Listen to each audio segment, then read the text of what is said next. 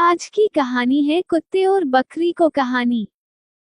बकरी रानी घर के पास चलते चलते एक जगह पर चारों पैर एक तरफ करके बैठ गई। वो बहुत परेशान दिखाई दे रही थी। वो मदद के लिए पुकार रही थी। छन्नू ने जब उसे देखा तो उसने अपनी पत्नी लाजो को आवाज दी। लाजो, बाहर आओ।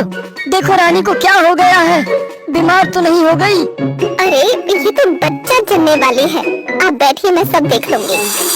रानी बकरी ने दो प्यारे प्यारे बच्चों को जन्म दिया तो छन्नू के घर में खुशहाली का वातावरण छा गया।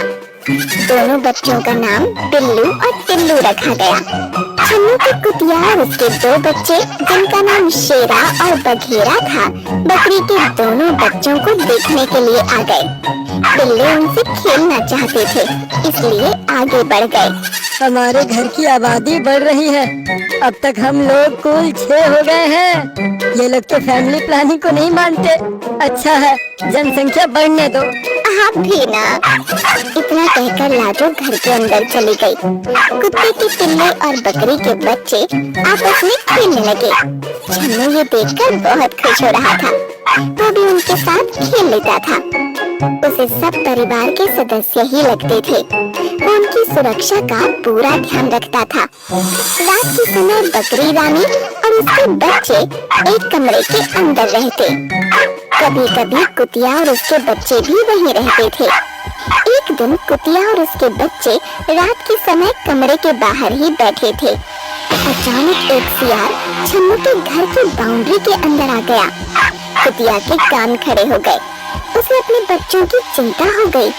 उसने झट से शेरा और बघेरा को पीछे सुरक्षित स्थान पर भेज दिया और उनके आगे खुद सतर्क होकर बैठ गई।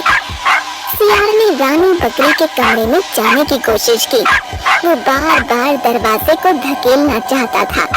जब दरवाजा नहीं खुला तो वो कुतिया और उसके बच्चों की तरफ मुड़ गया।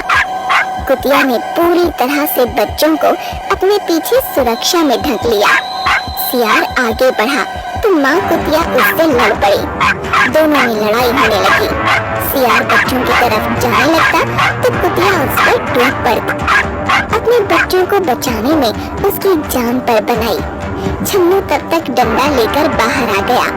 सियार वहाँ से भाग गया, लेकिन कुतिया पूरी तरह से घायल हो चुकी थी। आज तक कभी यहाँ सियार नहीं आया था, आज पहली बार ये खतरा सामने आ गया। यदि मुझे इसका अंदाजा होता तो मैं इन्हें भी कमरे के अंदर ही रखता। मेरी प्यारी कुतिया देखो पूरी तरह से घायल हो गई है। दोनों बच्चे शेरा और बघेरा आकर अपनी माँ को उठाने की कोशिश करने लगे। कुतिया हिल भी नहीं पा रही थी। माँ उठो, सियार भाग गया। तुमने बड़ी बहादुरी दिखाई, तुम कुछ बोल क्यों नहीं रही हो? हाँ माँ, कुछ तो बोलो, तुम्हें बहुत चोट लगी है। मैं चाट कर ठीक कर दूंगा। मेरी माँ बहुत बहादुर है। माँ उठ जाओ ना, मुझसे बातें करो ना। कुतिया बेचारी कुछ देर पहले ही भगवान को प्यारी हो गई थी। उसका निर्जीव शरीर भला अब क्या बोलता। छन्नू और लाजो की आंखों में आंसू आ गए।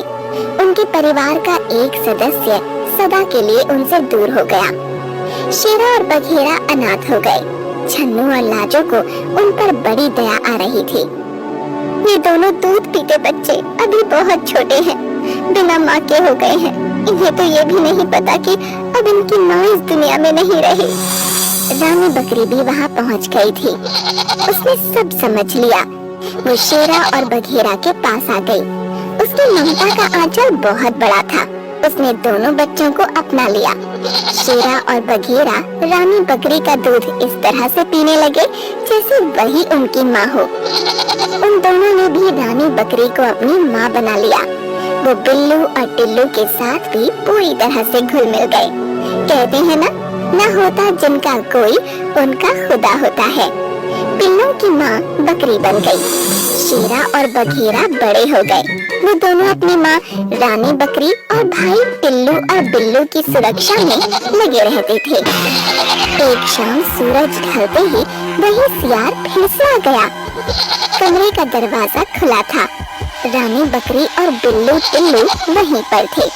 सियार जैसे ही आगे बिल्लू और टिल्लू की ओर बढ़ने जा रहा था, कि शेरा और बघेरा ने उस पर हमला बोल दिया।